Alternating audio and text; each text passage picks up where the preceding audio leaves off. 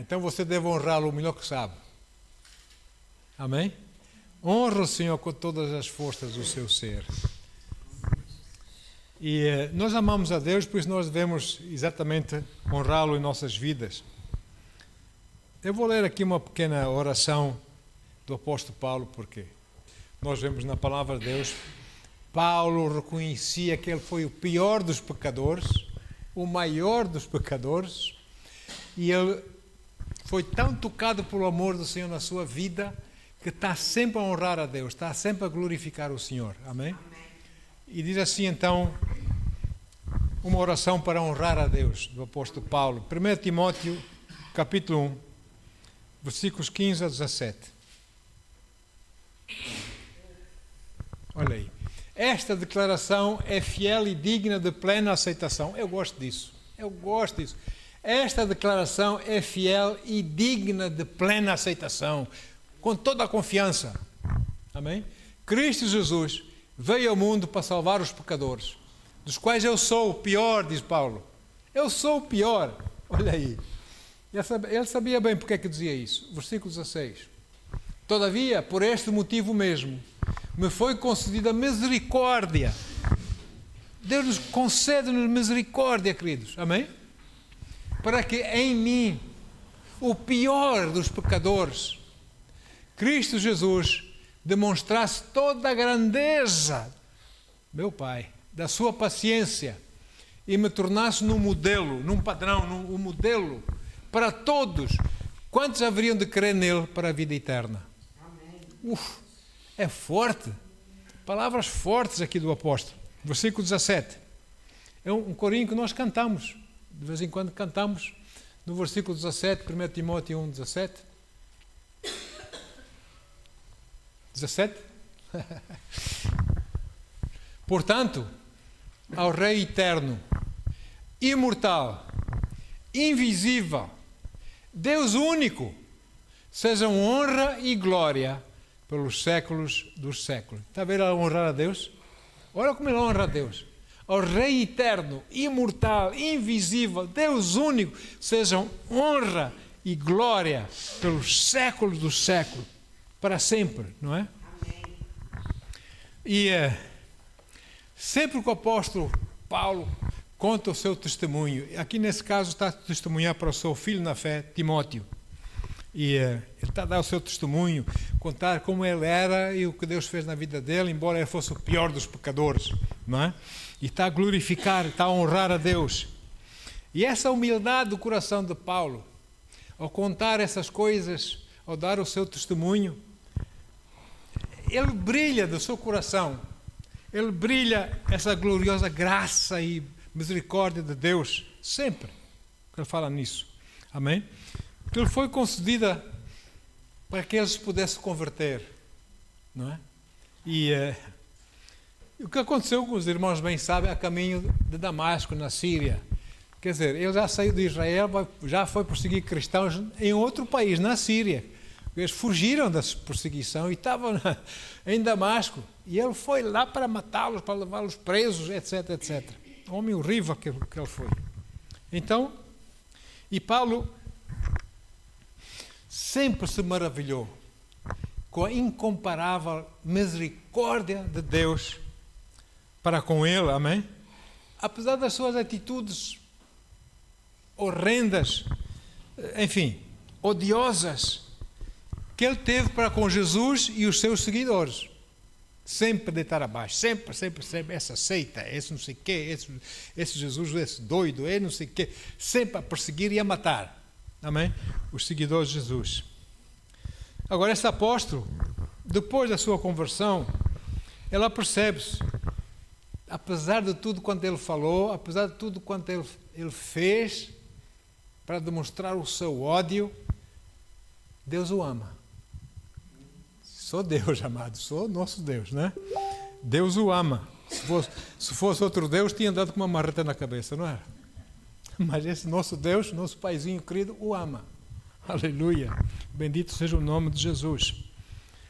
E aqui eu digo que se um homem tão odioso, se um homem que aspirava a fazer tanto mal tanto a Jesus como aos seguidores de Jesus, um homem que ele chamava Saulo, né? Doutor da lei, um homem sábio na época, altos estudos, homem da lei, e ele perseguiu os cristãos, Saulo.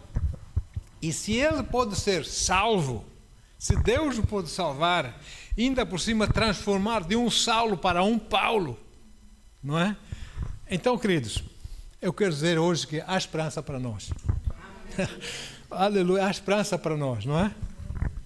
Por isso, já como apóstolo, Paulo reconhece os seus pecados, quando ele era religioso, fanático, doido, cego na religião, não é? Ele reconhece também nas suas escritas que os pecadores, os religiosos, são os piores dos pecadores. As pessoas religiosas são os piores dos pecadores. E, não é? Também, além de ser os piores dos pecadores, como ele foi o pior dos pecadores, por ser religioso, então ele também diz que são os mais difíceis de se converterem a Cristo, porque acham que não precisam de Cristo, que já têm Cristo, não é? E quando morrer vão para o céu. Eles pensam isso, estão enganadinhos, não é? Em suas cabeças. Essa própria autojustiça foi enorme na cabeça de Saulo, quase que como uma barreira intransponível que acontece nas pessoas religiosas, não é? Que essa barreira quase que não se pode quebrar e entrar lá com as palavras do Senhor, com o amor do Senhor, para que eles se convertam ao Senhor, não é? E Paulo reconhece que falando dos pecadores, dos quais eu sou o pior. Foi um grande religioso, não é? Muito bem. Agora, dito isso, toda essa reflexão da graça de Deus por parte do apóstolo Paulo após a sua conversão, todas elas só apenas irrompem em louvor e honra e glórias e em adoração a Deus. Ele disse, só tu, Deus, para me salvar. Eu fui o pior dos piores. E mesmo assim tu não me abandonaste. Tu salvaste-me, não é? Aleluia. Fui o homem dos mais indignos, mas tu lançaste a mão para me salvares. Fui homem, por causa da minha religiosidade, cego dos verdadeiros caminhos de Deus, dos verdadeiros planos de Deus para o homem. Cego, contrário, lutei contra isso. Mas tu salvaste-me. E ele diz assim, 2 Coríntios 3, versículo 14, 15 e 16. O apóstolo diz assim, 2 Coríntios 3, 14, 15 e 16. E por isso, a mente dos israelenses se fechou. Olha só.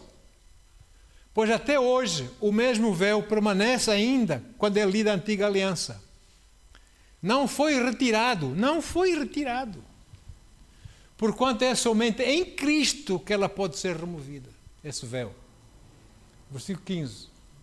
De facto, até os nossos dias, quando Moisés é lido, um véu cobre os seus corações. Eles não entendem nada da verdade de Deus, não é? Porque o véu cobre os seus corações. Versículo 16. Contudo, quando alguém se converte ao Senhor, o véu é só com a conversão. Só com a conversão é que começam a entender, a ver. Não vale a pena. Se não forem convertidos, não vão entender. Eles precisam sentir o amor de Deus, que Jesus morreu por eles na cruz, por amor, para os salvar. Amém? E quando eles aceitam Jesus, esse véu começa a cair. Eles começam a entender a palavra. Diz que, amém. Amém. Antes disso, não vá lá. Podem dizer lá os aleluias, bater no peito, quantas vezes quiserem, não vão lá. Então, amados, não havia no apóstolo Paulo nada de bom que pudesse, se calhar, valer a vida eterna. Não havia. Assim como também em nós não havia nada de bom que levasse Jesus a salvar-nos. Nós não fomos salvos por nossos lindos olhos, fomos salvos porque Ele nos ama. Amém? Porque este Paulo pior, ou Saulo, aliás, melhor dizendo, Saulo, que se apelida de pior dos pecadores, amém? não tinha nada de bom, nós também não temos nada de bom para nos vangloriarmos. Amém? Da nossa conversão em Jesus. Romanos 3:23, os irmãos sabem o que dizem, Romanos 3:23, diz que porque todos pecaram e destituídos estão da glória de Deus. Todos os homens, todos, não há um, todos pecaram e destituídos estão da glória de Deus. Agora, se nós formos uns versículos acima desse, o versículo 10, Romanos 3:10, diz assim: como está escrito, não há nenhum justo, justo aqui é na justiça de Deus, amém? Salvo, na verdade de Deus. Não há nenhum justo, nem ao menos um. Todos estão destituídos da glória de Deus, como nós lemos. É tremendo. E por isso mesmo, foi necessário que o próprio Senhor, o próprio Deus, Criador, se fizesse carne, homem, Ele próprio veio a essa terra, porque só Ele podia morrer por nós, para nos salvar. Ele não hesitou, Ele não pensou duas vezes, poxa, vou sofrer os cruzes na minha mão, vou sofrer escutada, vou coroa de espinhos na cabeça. Ele não hesitou, ele disse, eu amo-os, eu vou-lhes abrir a porta, para que eles possam escolher entrar por ela e serem salvos. Ele veio, amém? Agora, a lista da palavra de Deus continua, eu diria quase interminavelmente, sobre escrituras que mencionam o que é e como nós éramos aos olhos de Deus. Sabe, como religiosos a gente faz assim, porque alguém disse que é assim que se deve fazer, fazemos assado e frito e cozido e andamos para aqui e vamos para ali e vamos não sei o quê, aleluia, e Deus aceita. Sabe o que Deus olha para essa gente religiosa, com todas aquelas imagenzinhas lá em casa, aquelas coisas todas? Sabe o que Deus pensa dessa gente? Alguém quer saber? Isaías 64, versículo 6. Isaías 64, versículo 6.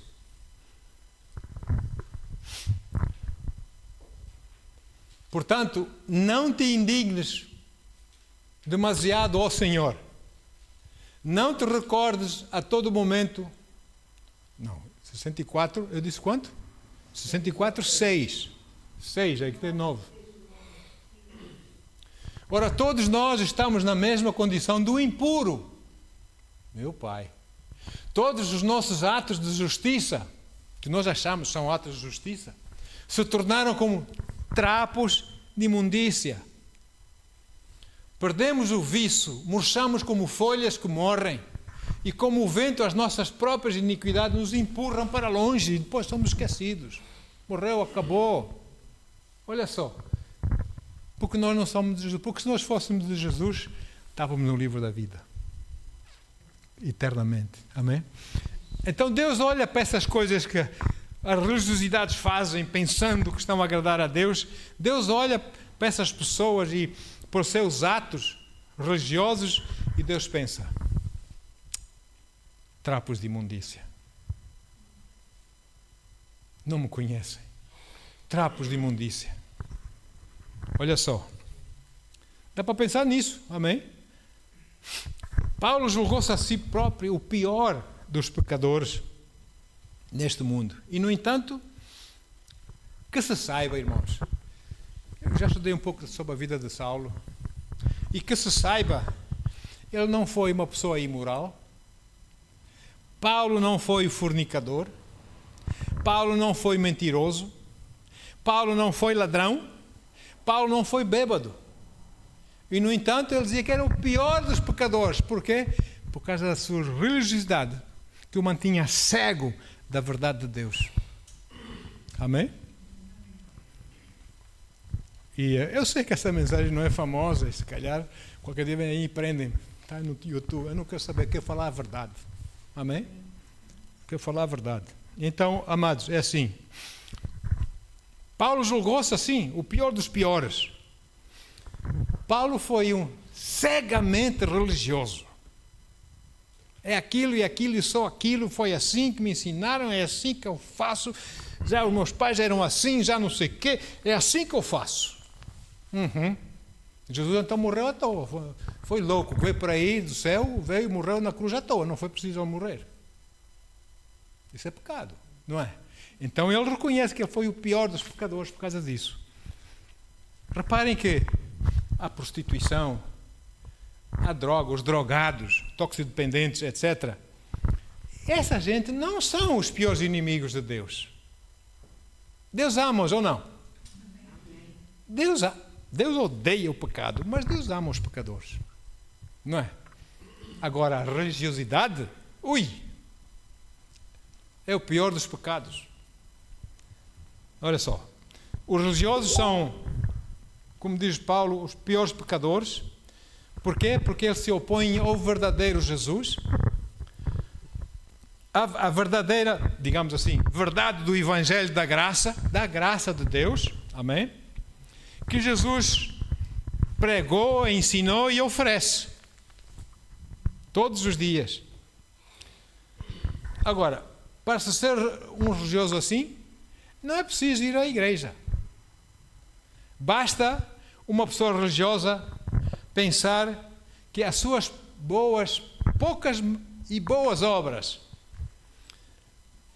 que porventura possa fazer nessa vida são o suficiente para um dia, quando morrerem, os levarem para o céu. Então por que Jesus morreu na cruz, afinal? Não é? É assim, quando um crente, uma pessoa, eu sou cristão, amém? Não me considero evangélico, eu sou cristão, eu sigo Cristo. Eu falo do Evangelho de Cristo, amém? Eu sou cristão. E quando um cristão testemunha a uma pessoa tipo Saulo, hiper religiosa, essa pessoa logo começa a repudiar aquilo que a pessoa tem para lhe dizer. Como há tempos me dizia uma irmã que conseguiu um trabalho em Lisboa, para uma senhora bem de dinheiro, mas assim já idosa. Essa irmã, como digo, irmã, é nossa crente, nossa irmã na fé. No primeiro dia do trabalho, depois de fazer a senhora lá, a patroa, fazer perguntas, viu que a nossa irmã era, como se diz, evangélica, cristã. Diz logo, uma coisa já te aviso, não venhas cá com as tuas pregações aqui em minha casa. Hein? Religiosa, não é? Religiosa. Então, e ela falou conosco lá em casa, estávamos a jantar e ela conversou conosco e confessou isso na sua vida. Temos de ser fortes, irmãos, amém? Temos de ser fortes. Agora, essa pessoa, se você for começar a falar com uma pessoa religiosa, se não for no tempo de Deus, você vai ficar repudiado. Não falo disso, não quero saber disso. Não é? Eu lembro um oficial inglês, estava na Reforma, e a filha vinha à nossa igreja, lá na igreja de Coimbra. A filha vinha à nossa igreja, e um dia, esse senhor já estava uma idade muito avançada, foi oficial, não sei o que, militar, cavalaria, ou que é da Inglaterra na Índia, e não sei o que mais. Ele pediu à filha para me chamar, queria falar comigo, queria falar com o pastor. Eu estava lá em casa, estava lá um amigo crente, que se dizia também pregador, enfim, Deus o abençoe. E ele, pronto, eu vou junto também, sem falar inglês, porque ele viveu na África do Sul também. Vamos juntos, vamos lá. Então entramos, a nossa irmã disse, olha, o pai está lá embaixo, eles moravam numa quinta, compraram uma quinta enorme lá dos lados de Coimbra. Meu pai está naquela sala aí assim. Entra, Norte, entra. Eu entrei, mas o irmão veio atrás de mim. E ele o senhor perguntou-me, quem é o pastor? És tu? Eu disse, sou eu. Não é? E, então senta-te aqui, vamos conversar. Um senhor todo nobreza inglesa, não é? E ele perguntou assim, diz-me uma coisa. Como é essa coisa do novo nascimento, essa coisa de receber o Espírito Santo? O outro irmão, em vez de ficar calado, começou ele a falar. Irmão, Começou, porque não sei o quê, porque não sei o quê. Ele disse, cala-te, o que estás a dizer são falácias. Porque eu perguntei ao pastor, não te perguntei a ti. Aquilo ficou assim um bocado mal. Mas eu comecei-lhe a explicar, ela aceitou Jesus e foi batizada no Espírito Santo. A falar língua estranha. Passados uns meses, partiu para a glória, para Jesus. Amém? Mas só para ver como é que é. O outro irmão queria logo... Nós temos que ser sábios, não é? Temos que ser sábios. Então, nosso amigo Paulo, assim fazia então, seguindo esses cristãos, matando, levando-os presos, falando mal do nome de Jesus, esse impostor e não sei quem, e não sei quantos. E durante muito tempo, Deus instava no coração de Paulo, então Saulo, para se arrepender, para se virar para Deus, não é? O verdadeiro Deus, que ele falava tanto da sua religião, que ele era o Deus verdadeiro dessa. Ele queria que ele viesse, nascesse de novo, aceitasse Cristo como seu Senhor e Salvador. Mas Saulo sempre resistiu a Deus. Até quando ele se pôs a caminho da Síria, para Damasco, para perseguir os cristãos. Em Damasco, como os irmãos sabem, lá de de Atos capítulo 9. Vamos ler um bocadinho. Atos 9. Só 2 versículos, 4 e 5. Então eles iam no seu cavalo e depois apareceu uma luz tremenda lá do céu e uma voz que falou com ele, e o nosso amigo Saulo, orgulhoso Saulo, caiu do cavalo. Caiu do seu orgulho. E as pessoas precisam cair dos seus cavalos. As pessoas precisam cair dos seus orgulhos e ver a verdade como ela é, não como eles pensam que é. São duas coisas diferentes, não é? E então aqui, em Atos 9, 4 e 5, Paulo caiu do cavalo para a terra. Ele ouviu a voz que dizia, Saulo, Saulo, é Jesus a falar com ele, Saulo, Saulo, por que me persegues? E ele disse, quem és? Curioso, Paulo fez a pergunta, quem és, mas respondeu ele próprio, Senhor. Quem és? Senhor. Reconheceu como Senhor, lindo, não é? E disse o Senhor, eu sou Jesus a quem tu persegues. Quando alguém persegue um crente, uma igreja fiel no Senhor Jesus, esse alguém está a perseguir Jesus.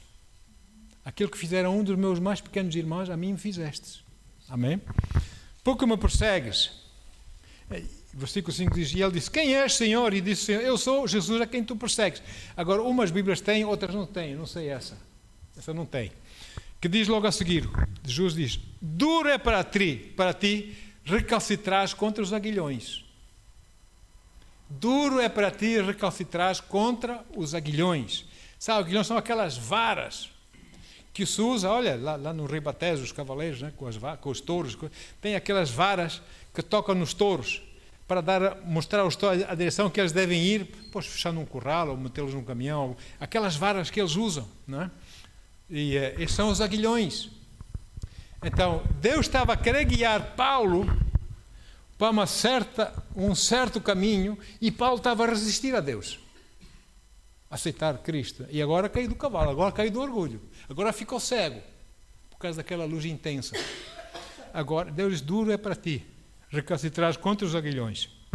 Houve também um homem, muitos milénios antes, de nome Moisés, filho de hebreus, educado no palácio do faraó, mentalidade e educação da nobreza egípcia, certamente concorreu nas melhores universidades e academias egípcias da época, grande oficial, um general das forças egípcias, combateu vários combates na Etiópia, etc., com grandes vitórias, enfim, ele pensava que era aquele homem, não é?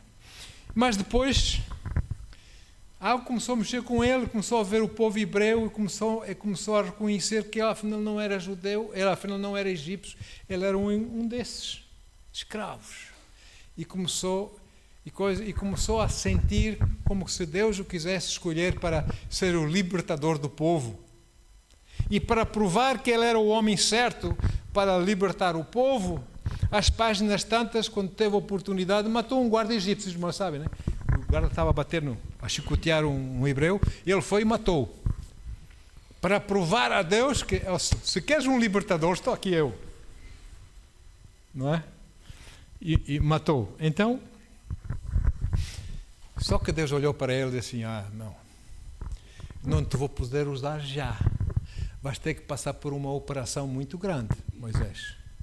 Então as coisas fizeram com que ele fosse preso, porque matou egípcios, entanto foi solto por causa da madrasta, né? A filha do faraó, que cuidou dele desde criancinha e tal. E ele foi libertado no deserto. Em vez de o matarem, libertaram, deixaram-no ir. E Deus levou para o profundo deserto, onde Moisés ficou 40 anos, lá no fundo do deserto, a cuidar de um rebanho de ovelhas. 40 anos, 40. Para que Moisés pudesse transpirar Moisés para fora de Moisés. Entende? Para que não tivesse manhanhas de Moisés. Para que ele se pudesse esvaziar de Moisés, para que Deus pudesse aumentar nele. Levou esse homem 40 anos para que isso acontecesse. Mas sabe que ao fim desses 40 anos Deus veio chamá-lo, não foi? Eu gosto muito que a Bíblia diz aqui em Números 12, versículo 3, com respeito a Moisés, depois desses 40 anos, tudo isso que ele passou, etc. Em Números 12, versículo 3, diz assim, olha só, depois dessa operação, e era o homem Moisés muito manso, já não matava uma mosca sequer, muito manso, mais do que todos os homens que havia sobre a terra. Essa é uma tradução. Outra tradução diz que, ora, Moisés era um homem muito paciente e o mais humilde dos homens da sua época. Isso é uma honra, não é? Depois, nariz no mar, príncipe, herdeiro do trono, não sei o quê.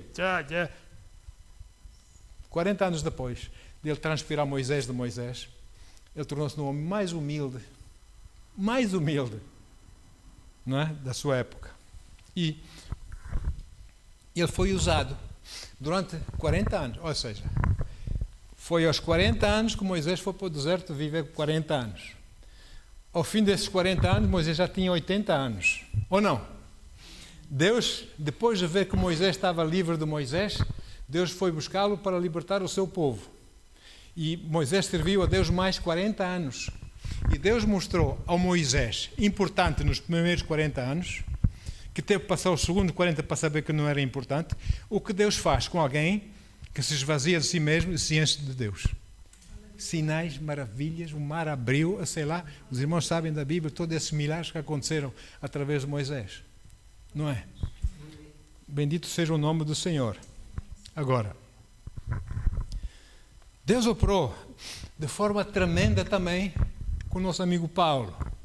Nosso amigo Paulo é engraçado porque Paulo caiu do seu orgulho, caiu do seu cavalinho e foi guiado. Os outros que estavam com ele ouviram a voz, mas não viram a luz. Guiaram até Damasco, ficou lá na rua direita da cidade de Damasco, capital da Síria. Essa rua direita ainda hoje existe. Hoje é uma das ruas mais concorridas da cidade de Damasco, a rua direita. Ali estava ele, cego. Deus a falar já com ele, não é? Porque ele tinha se convertido a Deus. E ele diz assim, palavras de Paulo, Gálatas 1, versículos 15 a 19. Gálatas 1, 15 a 19. Diz assim, todavia, Deus me separou desde o ventre da minha mãe. A chamada de Deus pode ser desde o ventre da mãe. Amém? Me chamou por sua graça. Quando então foi do seu agrado, olha só, revelar o seu Filho a mim, para que eu proclamasse. Não foi do agrado de Deus, o agrado de Deus foi sempre. Ele é que resistiu, ou não? Ok? Mas finalmente Deus conseguiu dar a mensagem, atravessar aquela barreira e mostrar a mensagem, e revelando Jesus para ele, para que eu o proclamasse entre os não-judeus. Parti imediatamente e não pedi orientação a pessoa alguma. Eu gosto disso. Versículo 17. Nem mesmo subi para Jerusalém para me aconselhar com os que já eram apóstolos antes de mim, mas sem me deter, olha aí, segui rapidamente para a Arábia e depois retornei a Damasco. Ali no deserto da Arábia, Paulo ficou 3 anos. Sabe uma coisa? Eu acredito que o Senhor Jesus a ensinar, a preparar para o ministério que ele tinha, tal como Paulo foi também para o deserto, assim Moisés foi para o deserto, assim Paulo também foi. Só que Paulo, se calhar era mais inteligente, Deus me perdoe, não era tão orgulhoso, não sei, ficou, em vez de ficar 40 anos, ficou 3, não é? E depois voltou para Damasco. Olha só, meu Deus, versículo 18.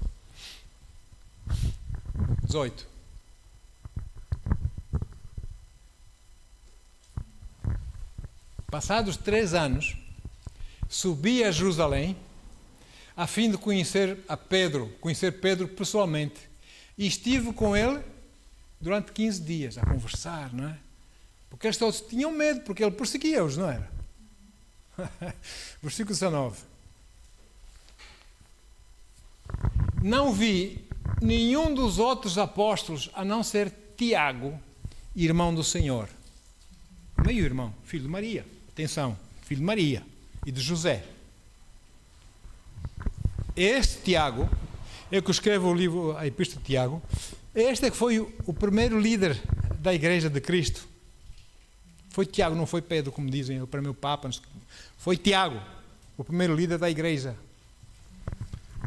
Agora, lá no deserto da Arábia, Saulo foi preparado, teve que transpirar Saulo para fora de Saulo, não é? Como aconteceu com Moisés, a fim de poder receber revelação do Senhor sobre o Evangelho que ele iria pregar, amém? E também pelo Espírito Santo ser transformado num outro espírito, num outro homem, não mais Saulo, mas agora Paulo, amém? Também manso e humilde, e a fim de que ele pudesse levar a mensagem de Cristo aos não-judeus, aos gentios. E quando nós tentamos cumprir a vontade de Deus em nossas vidas, na nossa própria força, no nosso próprio tempo, quando eu tenho tempo, quando eu puder, quando eu não sei o quê, quando eu tiver oportunidade, nós tentamos servir a Deus dessa forma, amém? Acontecem várias coisas. Uma delas é que nós podemos ficar magoados, podemos magoar outras pessoas, amém? Porque não é no tempo de Deus, não é das coisas de Deus, é a nossa maneira. Podemos prejudicar-nos a nós próprios e ficarmos tão desanimados que não queremos mais nada com a palavra. Não é? Ou então, podemos prejudicar outras pessoas que essas pessoas não vão querer mais nada com a palavra. Não têm muito conhecimento, não é? E pensam coisas, sabe como é que é, não é? E então nós temos que ter muito cuidado. Tem que ser com o Senhor, amém, queridos? Ainda ontem falava com um querido que dizia que essa moça aceitou Jesus, está aí no Porto, é psicóloga e tinha que fazer uns últimos exames mesmo para começar a trabalhar no campo, no ramo dela. Então esse rapaz, um querido, um filhote, disse: olha, confia em Deus, porque foi ele que ganhou para Cristo, pregou-lhe Jesus e ela confessou Jesus, mas nunca mais ouviu palavra nenhuma, pronto. E ele diz: olha, confia no Senhor, você vai ter sucesso nesses exames, confia em Deus. E ela disse que confiou em Deus, não sei como é que ela confiou em Deus, se ela não tem conhecimento da palavra, não sei bem como é que ela fez isso. Só que parece-me, amigo, os últimos 2 exames correram muito mal. E ela está assim agora. Então disseste para confiar em Deus e olha, correu-me tão mal o exame. E essas pessoas, se nós não tivermos cuidado, podemos afastá-las da fé. Amém? Mas não vai acontecer porque nós vamos orar. Em nome de Jesus. Aleluia. Então, podemos prejudicar pessoas. O caso tanto de Moisés como de Paulo, o problema deles foi um enorme orgulho próprio. Enorme orgulho próprio. Porque eu é que sei, eu é que sou a pessoa, eu é não sei quê. Eles tiveram que transpirar eles próprios deles próprios, para que pudessem ser cheios com Deus. Agora, o que é que honra o Senhor? Vamos ver o que é que honra o Senhor. Aí está Paulo, cego, na rua da direita, num quarto, para ele tudo escuro, ele não via nada, estava cego. E Deus começa a falar com ele já no seu coração, através do Espírito Santo, prepará-lo para a chamada que Deus tinha para ele, mas ao mesmo tempo fala com um crente, um irmão nosso na fé, chamado Ananias, que vivia lá, é engraçado essa história, vivia lá em Damasco, e ele estava a orar e Deus fala com ele: Ananias, vai. Vamos ler, Atos 9, 17 a 18. Vai e ora para um homem chamado Saulo, que está lá na rua direita, assim, em tal casa. E ele, depois de dizer: Senhor, vais mandar a mim? Esse homem veio aqui para nos perseguir, para nos matar, vais mandar eu orar por Deus, misericórdia. Disse: vai, porque eu tenho um plano nessa vida. Ele já se converteu. Então Ananias foi. Então Ananias foi e, entrando na casa, impôs as mãos, sabe? Fazendo hora a gente impõe as mãos, né? Impõe as mãos, até mesmo os seus animais doentes. Impõe as mãos em nome de Jesus, ser curado em nome de Jesus. Quem vai curar é ele, nós só impomos as mãos, não é? Olha, impõe as mãos sobre as mãos, declarando: irmão Paulo, irmão Saulo, agora já é irmão, não é? Porque já sabia que ele tinha sido convertido. Irmão Saulo, o Senhor Jesus, que te apareceu no caminho por onde vinhas, enviou-me a ti para que tornes a ver e fiques pleno, cheio do Espírito Santo. Versículo 18. Imediatamente lhe caíram dos olhos algo parecido como umas escamas. E ele passou a ver de novo, graças a Deus. E em seguida, levantando-se, foi batizado nas águas. Amém? Foi cheio com o Espírito e foi batizado nas águas. Paulo. Isso é lindo, não é? E por isso, amados, o crente honra a Deus quando o crente obedece a Deus. Amém? Quando ele permite, ele mesmo diminui os seus valores, ele próprio, o seu querer, etc. Ele diminui para que Deus possa aumentar, tomar aquele vazio nele, possa aumentar na sua vida. É como diz o evangelista João Batista, não é? É necessário que ele cresça e que eu diminua, não é? Ele, Jesus. A verdade é que Deus não precisa crescer, pois não. Deus é o que é, Ele é imutável, Ele não muda, Ele é suficientemente grande, enorme, etc, etc, não é? Eu faço minhas palavras do famoso salmista, poeta, músico e rei Davi, que ele escreveu lá em Salmos 34, versículo 3. Ele diz assim, não sei qual é a versão, vamos ter aqui. Engrandecei ao Senhor comigo, e juntos exaltemos o seu nome. Engrandecei o Senhor comigo. Ou seja, irmãos, não pensemos tanto de nós próprios, vamos pensar mais do Senhor, vamos engrandecê-lo mais em nossas vidas, vamos dar mais valor a Deus em nossas vidas, amém? E juntos exaltemos o seu nome. É um apelo que ele faz. Agora deixa-nos usar o exemplo de uma lupa. Mas sabe o que é uma lupa? Aquele vidro que aumenta as coisas, para você ver, né? Letras maiores, etc, etc. E esse objeto não torna o tamanho de uma coisa maior na realidade. O que faz foi, aumenta, pronto, o parecer dele, mas não aumenta fisicamente, não é? E apenas faz o objeto parecer maior quando se olha através da lupa. Então, quer dizer o seguinte, amados. O seu louvor a Deus é uma lupa para você ver Deus maior no seu coração. A sua adoração a Deus é uma lupa para você engrandecer Deus no seu coração, não é?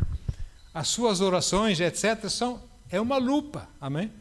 Para aumentar o Senhor no seu coração. E minha pergunta é, como é que é o seu louvor a Deus? Como é que é a sua adoração a Deus?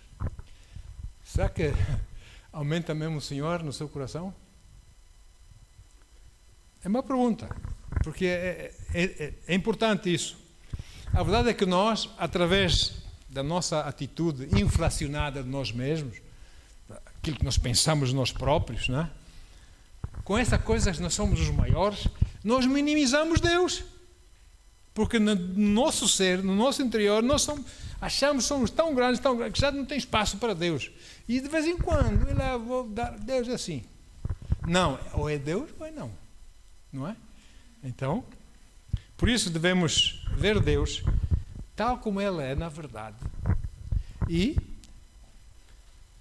é necessário que em nossos corações a gente tire um pouco dessas bagagens todas, da autojustiça, daquilo que você pensa de si mesmo, nós pensamos nós próprios, todas essas bagagens. Vamos esvaziar o coração com essas coisas e permitir que Deus venha habitar todo o coração. Amém? Habitar em nós o Senhor. E isso vai ajudar-nos a compreendermos melhor esse Deus que não gosta de religião. Não gosta. Olha só.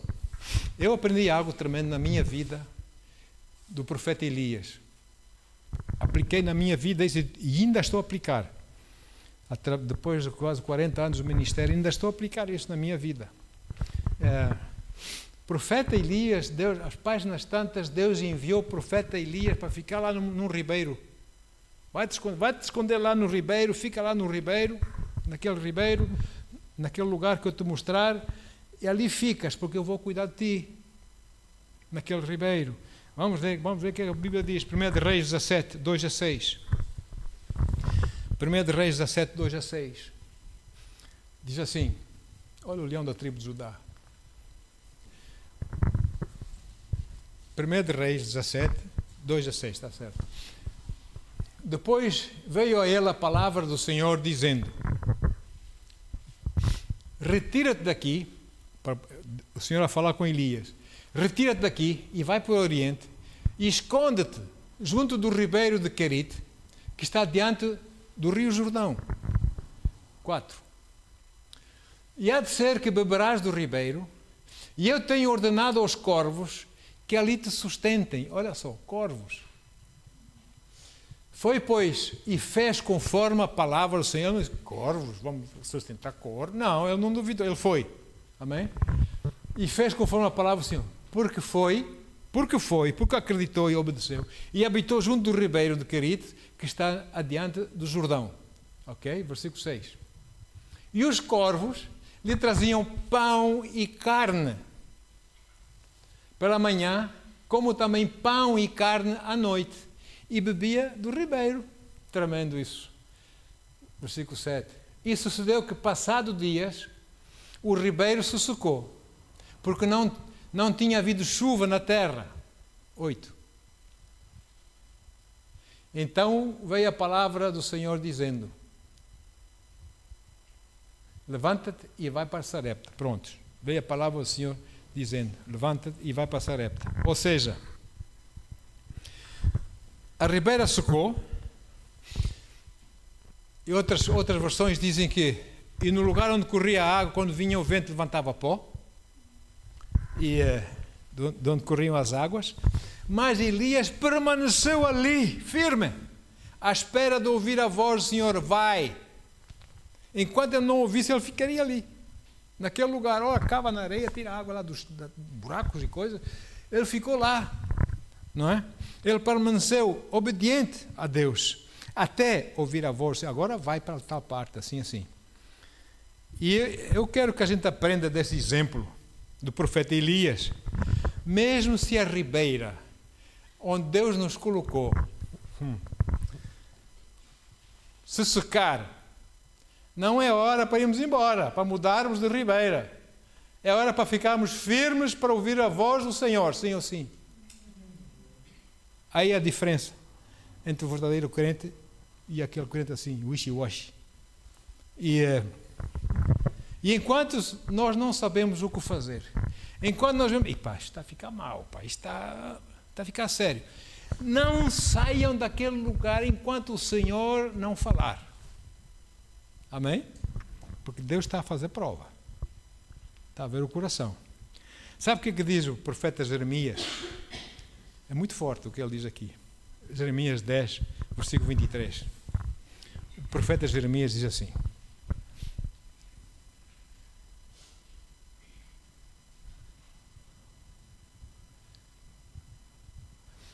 Eu sei, ó Senhor, que não é do homem o seu caminho. Não é do homem o seu caminho. Nem do homem que caminha o dirigir os seus passos. Não é do homem dizer, olha, eu vou sair daqui, vou ali. Eu vou fazer isso, vou aqui, vou... Não. Temos que ficar firmes, ouvir o quê? A direção do Senhor, sim ou sim. Para quê? Para que Deus possa ver em nós fidelidade. Fidelidade é o que Deus procura. No ministério quíntuplo, muita gente está na igreja, vem um homem de Deus, profetiza, tem a chamada de Deus, não sei o que, vai logo correr para o Instituto Bíblico, tirar um curso bíblico, ou Universidade Teológica, tirar um doutoramento em teologia, e pronto, já é servo. Não! Quem é que disse? Quem é que disse? Sabe? Qualificação para Deus não é nem diploma, nem doutoramento. Sabe qual é a qualificação para Deus? Olha, aquela palavra que o Senhor conta, que Deus diz, entra para o descanso do teu Senhor, meu bom e diplomado servo. É? Entra para o descanso do teu Senhor, meu bom e doutorado servo. Entra para o teu descanso, meu bom e quê? Fiel. Fiel servo. Fidelidade é a qualificação que Deus quer. Amém? Olha só. É frequente. Eu tive a ocasião de ver que por altura da graduação, quem faz a graduação ou terminar o curso bíblico, temos a graduação, fazemos aquela festa, aquela coisa, pegamos os chapéus daqueles universitários, atiramos capas e essas coisas. Bom, há pessoas, eu vi isso, antes mesmo de estarem graduados, de serem ordenados para o ministério, separados e enviados, eles já tinham onde ir pregar. Querem missões, querem igrejas, querem campanhas evangelísticas. Isso é bom. Paulo fez isso, mas só anos depois, em Antioquia, é que o Espírito Santo disse: separai para mim a Paulo e a Barnabé para a obra que eu tenho para ele, ou não? Então não é só chamada que ela possa ser desde o ventre da mãe, mas é chamada, é preparação, e é separação e é envio para Deus. Amém? E, enfim, educação e diploma oferecem qualificações, é verdade, mas não é tudo que Deus quer. Deus quer muito mais, não é? Porque esse diploma, essas coisas, não oferecem capacidade de resistência na perseguição, nas dificuldades, cortado a casaca, essas coisas. Não oferece para a pessoa ficar firme naquele lugar que Deus plantou. Sabe, eu conheço muitos, eu vi muitos. E que Deus os abençoe onde quer que estejam. Fizeram as malas e foram-se embora. Mas Deus chamou ou não chamou? Mas Deus levou-os para ali ou não levou? Agora a coisa está feia, a coisa está difícil, não há apoios, não há finanças, não há nada, ninguém quer saber de vocês, agora vou-me embora. O que é que Deus diz? Os irmãos estão a entender? Para honrar a Deus, nós temos que ser fiéis ao Senhor. O meu próprio testemunho, andei lá na igreja a servir ao Senhor, era fervoroso, eu sentia no meu coração, não aqui, Deus deu qualquer coisa para mim, não sei bem o quê, eu não sei pregar, eu não sei falar, não é isso, mas eu acho que Deus tem qualquer coisa para mim. E logo comecei a servir na igreja como assistente dos cultos. Sabe os assistentes dos cultos? As pessoas vinham, agarram as pessoas que vão à oração e que caem, e a gente está atrás delas e agarra, pega-os, põe-os assim no chão com mais cuidado. Homens seguravam homens e mulheres seguravam mulheres. Todos nós vestidos assim quase da mesma forma, na igreja, maneiras antigas. E assim foi. Fielmente. Aleluia. A pastora limpava as casas de banho das senhoras, eu limpava a casa de banho dos homens. Antes do culto, lá estava tudo bem. Não é? E outros irmãos também vinham para ajudar. Aí estavam, quando o pastor chegava, os irmãos começavam a chegar, já estavam lá, já tínhamos orado quase 1 hora de oração. Todos os cultos. 2 vezes ao domingo e 1 à quarta-feira à noite. Lá estávamos nós. E servir a Deus fielmente. Depois o pastor um dia chamou-me e disse: eu quero que tu sejas, vais um bocadinho mais acima, que sejas conselheiro. O que é um conselheiro? Conselheiro Sabe quando num culto alguém aceita Jesus, ou alguém deseja o batismo do Espírito Santo? Normalmente as igrejas têm uma sala onde levam as pessoas que aceitaram Jesus, e ali vão dar o nome delas, o endereço delas, e vai-se explicar o que é que aconteceu. Porque é que eles confessaram Jesus, e dá-se uns livrinhos e tal para eles saberem. Ou então, no batismo do Espírito Santo, a gente leva para outra sala, e ali nós oramos para que eles falem em línguas. Para não estar a atrapalhar o culto, não é? Umas pessoas falam logo, outras não. Levávamos para uma sala enquanto o pastor estava a ser gozado pelo Espírito Santo, ali segundo a vontade do Espírito Santo. Nós estávamos a orar para que fossem cheios com o Espírito, noutra sala ao lado. Muito bem. Assim foi. Mas eu sabia que Deus tinha mais para mim. E um dia eu fui perguntar ao meu pastor: pastor, diga uma coisa. Como é que você sabe que é chamado por Deus, tem a chamada de Deus? Ele olhou para mim, começou-se a rir. Sabes? Mas como é que sabes? Sabes? Mas pastor, eu estou a pensar mesmo em estudar a Bíblia. Eu não sei se isso é bom ou não, se estou a fazer bem, se não estou a fazer bem. Como é que eu sei? Tu sabes? Sabes? Deus é que fala conosco ou não? E fomos. A escola bíblica mais próxima, 100 km de onde nós morávamos. E nós fomos lá, todos os alunos têm que ser entrevistados por os professores lá, e querem saber a razão por que querem ir para a escola bíblica. Porque muitos vão lá só para atrapalhar outros que na verdade têm a chamada de Deus. Então eles querem filtrar isso.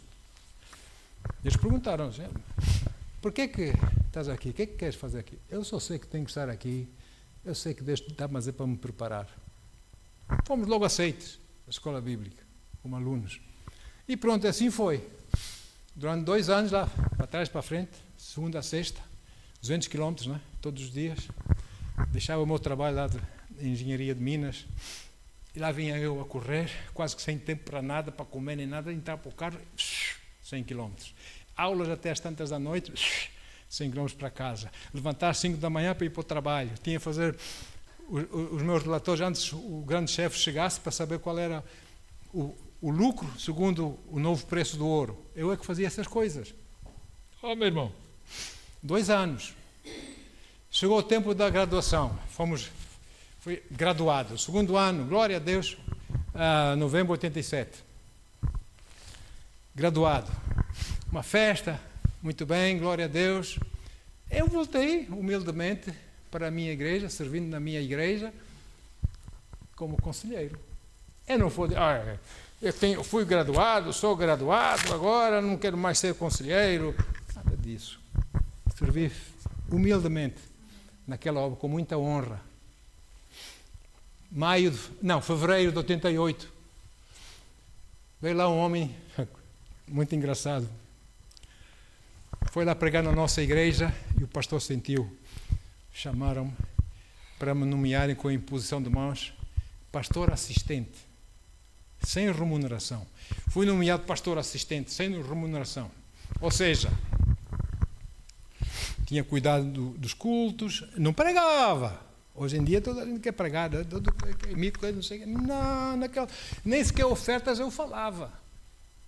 É preparar lá, quando viesse o pastor, pôr lá o cafezinho para ele, ali no deserto, tirar as linhanhas todas, não é? E fazer aquelas coisas mais humildes. Eu fazia com gozo, com gosto. Bom, passa-se o ano, Deus fala comigo em maio de 88, tenho uma visão de Jesus, mas isso é outra história. Mais à frente, tenho outra coisa que o Senhor nos mostra, e nós vamos para Portugal. 13 de outubro, vem lá um grande homem de Deus, está na glória. Vários homens deles vieram naquela noite, porque iam ordenar-me ao ministério. Eu sou ministro ordenado. Amém? Queremos ordenar para o ministério, com imposição de mãos e separação e envio em profecia. E isso aconteceu. Vamos para Portugal. Muito bem. Sem apoio, sem finanças, 2 criancinhas pequenos, filhotes pequenos, bebezinhos ainda, sem dinheiro. Eu disse: Deus, eu não saio daqui, desse país, enquanto eu não pagar até o último cento das minhas dívidas. Eu não vou fugir para Portugal e pensar que vou me safar desse. Não faço isso. Então, Deus começou a enviar pessoas à noite. É como os corvos, né? Sentia, à noite estava a dormir, não conseguia. Eu vinha aqui e vim trazer isso. Um deu-nos um órgão, uma irmã. Outro vinha, pastor, eu não consegui dormir, mas não sei o que eu tenho, eu não conseguia. Deus estava sempre a trabalhar comigo. Olha, um jovem, vendi o meu carro, está aqui o dinheiro. Diz, não posso aceitar isso. Não. Então tu vais como para o trabalho? Eu trabalho à noite, né? Turno da noite. Eu vou de bicicleta. Diz, está doido? Toma o dinheiro, vai comprar um carro, vai buscar o teu carro. Não. Deus disse-me, o dinheiro é para vocês. Assim começou a vir dinheiro, irmãos. E nós metemos no avião. Aí vamos nós. Lembro-me que chegámos a Lisboa, uma manhã chuvosa, muito chuvosa. O avião ainda estava na pista a ir para o edifício do aeroporto lá de Lisboa. E eu disse, Deus, até aqui, eu estava com o meu filho no meu colo, ou minha filha, e a pastora com o filho. Até aqui temos um teto com o avião. Daqui por meia hora ou isso, temos um teto que é o aeroporto, né, para nos cobrir da chuva. E mais depois, para onde é que eu vou? Não conheço nada disso. Para onde é que nós vamos, Senhor? Para norte, para sul, para oeste, como é? O dinheiro também é pouco. Não posso meter-me em hotéis e coisas assim. Senhor, é assim que nós viemos, irmãos. É assim que nós viemos para servir o Senhor. Muito bem. Glória a Deus. E ainda cá estamos. Amém? Glória a Deus. Depois de ser ordenado, pensava eu bem, agora fui ordenado, agora sou ministro ordenado com o título de reverendo. Atenção, reverendo Norton. Não? Mas eu não quero saber de títulos. Eu quero saber de Jesus. Amém? Os títulos a mim não me dizem nada. Tenho um monte de certificados dos meus estudos. Vai lá ver, a minha casa tem lá um sequer a mostrar. Nada, está tudo na mala. Quer lá saber disso para alguma coisa, diplomas e coisas. O que importa é Jesus. Amém, queridos? Jesus é que importa. E sabe uma coisa? Enfim, e vamos para Coimbra.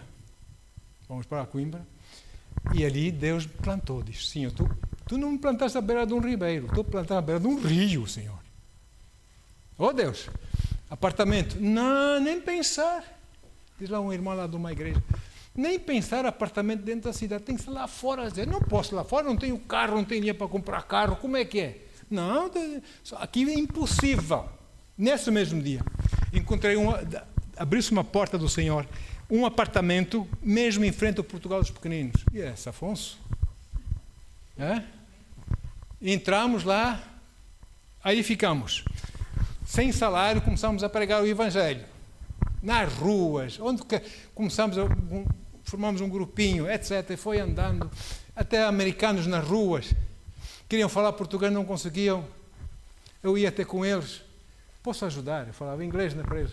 Oi, falas bem inglês? Tá? Sim. Queremos um gelado, mas queremos um gelado assim. Não estamos a ver esse casal. E ele já estava assim um pouco com coisa na asa, não é? O americano. E eu ajudei a irmã, era da nossa igreja. A irmã Leninha, lembras da Leninha? Lá no restaurante dela. Olha, esse é o gelado assim, tal. Lá ajudei-os e o homem disse, o que é que tu fazes? Fazes tão bem inglês, pá. O que é que tu fazes? Eu sou missionário. Missionário? Tu não és daqui? Não, eu vim de outra nação e estou aqui a servir o Senhor. Há muito tempo que não dou os meus dízimos. Meu irmão, meu coração quase que fez um chilique aqui dentro. Sem uma moedinha no bolso. Vou dar aqui deu-me $100. Eu pensei que ia dar mais, mas pronto. Glória a Deus. Aleluia. Os corvos. A gente saía à noite, por altura do Natal, não tinha nem como comprar prendas para os meus filhos, pequeninos, mas naquela altura Portugal estava pacífico, não havia a confusão que há hoje, não é? Íamos ver as montas de Natal, lá na Ferreira Borges e outras ruas, o Daniel e minha Chantel, pequenininhos. Olha, eu quero aquele. Sabe uma coisa, irmãos? Nós chegávamos a casa, vamos orar, vamos pedir a Deus. Aquilo que eles pediam a Deus, eles recebiam. Outros irmãos, outras pessoas ofereciam sem saber. E muitas vezes voltávamos no nosso passeio, chegávamos lá no nosso apartamento, à porta da entrada do apartamento, um monte de embrulhos, leite, não é? Um monte de pacotes de leite, cereais, hortaliças, sei lá, um monte de coisas lá, comida. E quando abria a porta, tinha posto um envelope debaixo da porta. Quando eu abria, que eu só vi, notas de 1000 escudos. Meu Pai. Deus é assim, amados. Porque Deus conhecia os nossos corações. Nós não estamos aqui para ficar ricos, eu estou aqui para ganhar almas para Jesus. Para fazer discípulos para Jesus. Eu não estou aqui para enriquecer, para depois um dia passar a minha reforma, não sei aonde, lá, uma casa rica. Se Deus me der, eu aceito. Amém? Mas não é isso. Estou aqui para servir Deus. Até eu não tiver mais forças. Quero servir o Senhor. Muito bem. 30 e tal anos estamos aqui em Portugal.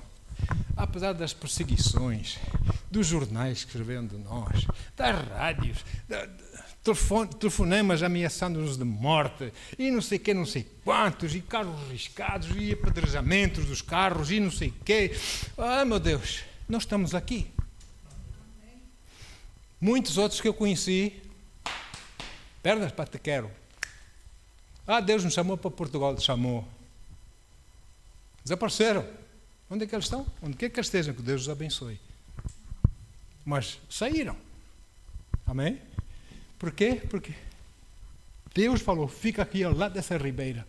Enquanto não ouvis a minha voz, vai, tu não vais. Tu ficas.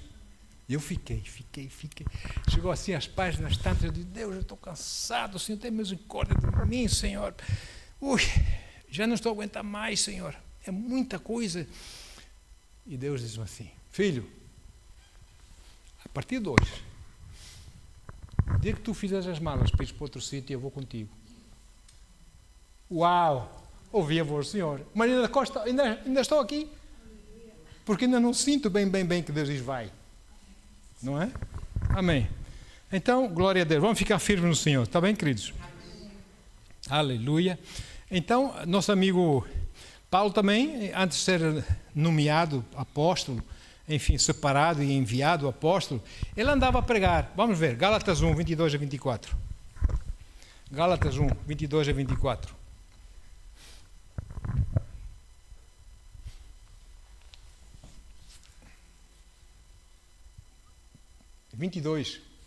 Ok. E diz Paulo, olha, depois de Damasco, eu não era conhecido de vista. As igrejas da Judeia que estavam em Cristo, eu passei por lá. Não fui como apóstolo, fui um simples pregador, não é? Da palavra, não era conhecido. Mas somente tinham ouvido dizer eles da igreja, aquele que já nos perseguiu, anuncia agora a fé que antes destruía. Isso cria um pouco de confusão nas pessoas, não é?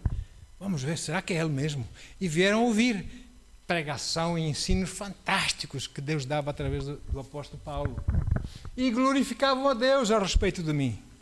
Viram a transformação de Saulo para Paulo, não é? Aleluia, é isso que Deus quer, não é? Aleluia. E você? O que você pensa? O que você acha que Deus pensa quando olha para si? Para as suas obras, para a sua entrega a Deus? O que acha que Deus pensa de si? Será que é a altura? Você sente no coração, não, eu desviei-me da minha chamada, eu tenho que voltar. Já não vai mais assim para frente, vai para trás. Eu conheço muita gente que deixaram a chamada de Deus para fazer outras coisas, para estarem eles na vontade de Deus e não na vontade do Senhor. Que devem fazer assim, olha, voltar para a ribeira onde Deus os colocou.